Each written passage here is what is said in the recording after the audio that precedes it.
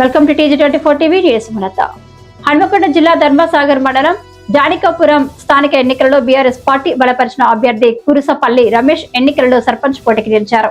రమేష్ మాట్లాడుతూ ప్రజల పట్ల, కుటుంబ బాధల పట్ల గాని, ప్రజల సమస్యల పట్ల గాని అవగాహన కలిగిన వ్యక్తిని అని అన్నారు. విచిత్రమైన విషయం ఏంటంటే గ్రామ అభివృద్ధి సంక్షేమం కోసం 12 హామీలతో 5 సంవత్సరాలలో నేను చేసేటువంటి పనులను కొత్తగా మేనిఫెస్టోలో పొందుపరిచి గడప గడపకి ఇవ్వడం జరిగింది. అదే మేనిఫెస్టోను ఆధారం చేసుకుని 53 హామీలను, అమలు కాని హామీలను కాంగ్రెస్ పార్టీ అభ్యర్థి పొందుపరిచారని, హామీలను అమలు చేయాలంటే కనీసం 10-15 సంవత్సరాలు పడుతుందని రమేష్ అన్నారు.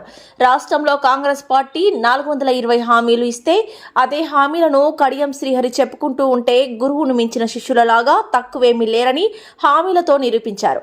సర్పంచ్గా ఎన్నికలలో అభ్యర్థి తన అనుచరులను బెదిరింపులకు గురి చేస్తున్నాడని, కనీసం చెప్పడానికి కూడా వారు ముందుకు రావడం లేదని, రమేష్ ఒక్కడే ఒంటరి పోరాటం చేస్తున్నానని తన గోడును వెళ్లబుచ్చుకున్నారు.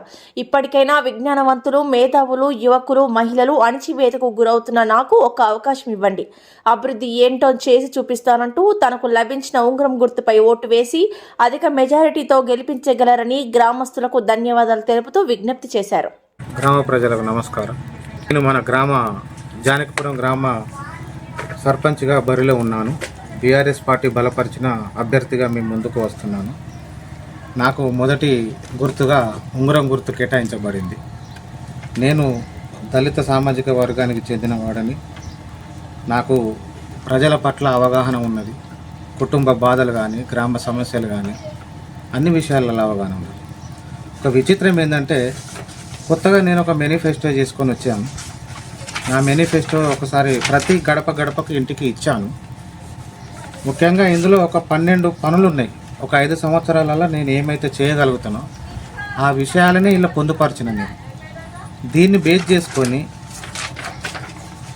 కాంగ్రెస్ పార్టీ నుండి ఉన్న అభ్యర్థి, జానకిపురం గ్రామ అభ్యర్థికి మేనిఫెస్టో ప్రమాణ పత్రం అని PDF రూపంలో గ్రామంలో సెల్ ఫోన్లలో, సోషల్ మీడియాలో ప్రచారం చేస్తున్నారు.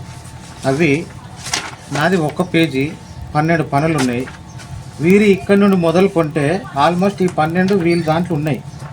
మొత్తం 53 హామీలు ఇచ్చింది. మొత్తం 53 హామీలు అమలు కాని హామీలే ఉన్నాయి. ఇలా ఈ 53 హామీలు అమలు కావాలంటే కనీసం ఈ అభ్యర్థి 15 నుంచి 20 సంవత్సరాలు సర్పంచ్ ఉంటేనే పనులైతాయి.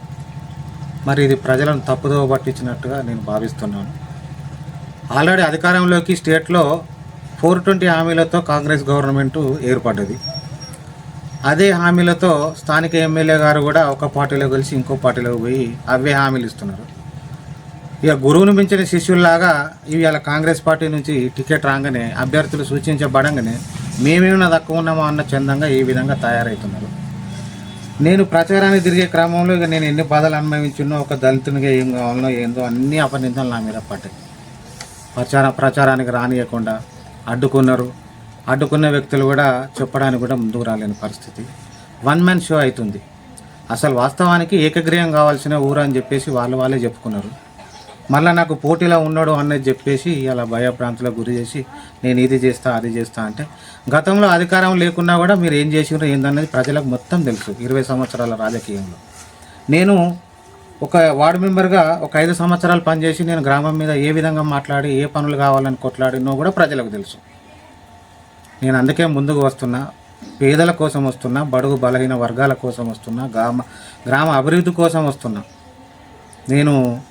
నన్ను ఆశీర్వదించండి, ఉంగరం గుర్తుకు ఓటేసి భారీ మెజారిటీతో గెలిపించండి. ఇవాళ ఒక ఓసీ, ఒక రెడ్డి కులస్తుని మీద ఒక బీసీ, ఒక ఎస్సీ మాదిగ బిడ్డడు నిలబడ్డాడు అంటేనే అక్కడ నా మొదటి విజయం అయింది. రెండవది, నేను బరిలో ఉన్నాను, తగ్గపోరుగా నిలుస్తున్నాను అని అన్నది రెండో విజయంగా భావిస్తున్నా. మూడో విజయం ఫస్ట్ బీఆర్ఎస్ పార్టీ మా గ్రామంలో కూడా ఉన్నది. సో మూడో విజయంగా భావిస్తున్నా. నాలుగోది ఏంటంటే ఉమ్మడి ఆంధ్రప్రదేశ్ ఉన్నప్పుడు భారీ నీటి పారుదల శాఖ మంత్రిగా పనిచేసిండు, సాంఘిక సంక్షేమ శాఖ మంత్రిగా పనిచేసిన ఇప్పుడున్న స్థానిక ఎమ్మెల్యే గారు తెలంగాణ రాష్ట్రం ఏర్పడ్డ తర్వాత డిప్యూటీ సీఎంగా పనిచేసిండు, ఎమ్మెల్సీగా పనిచేసిండు. ప్రస్తుతం బీఆర్ఎస్ పార్టీ నుండి గెలిచి కాంగ్రెస్లోకి వచ్చిండు.